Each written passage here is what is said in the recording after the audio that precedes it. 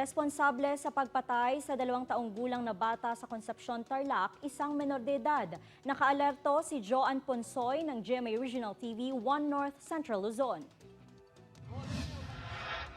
Kuha ang videong ito ilang oras bago mawala ang 2 taong gulang na si Axel noong November 23 sa Barangay Green Village, Concepcion, Tarlac. Napakasigla ni Baby Axel kasama ang kanyang mga kalaro. November 24, nadiskubring wala ng buhay ang bata sa loob ng bahay ng kanilang kapitbahay. Nakaburol na ang labi ng bata sa kanilang tirahan sa Barangay Green Village. Kahit papaano, unti-unti na umanong gumugulong ang hustisya para sa mga kaanak ni Axel.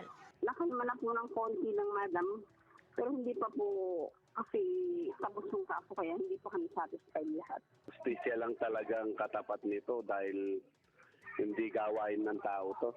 Pansamantalang nasa kustodiya ng pulisya ang menor de edad na sospek. Ayon sa Concepcion Police, inamin niya ang ginawang krimen.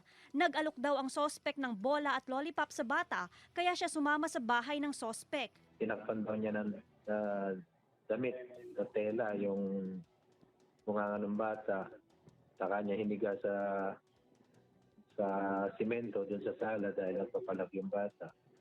And then may nakuha siyang unan na pinantakip niya dun sa mukha ng bata. Ang tingin niya patay na. Kaya dinala raw niya dun sa kwarto niya mismo at tinakpan niya ng kumot at mga damit.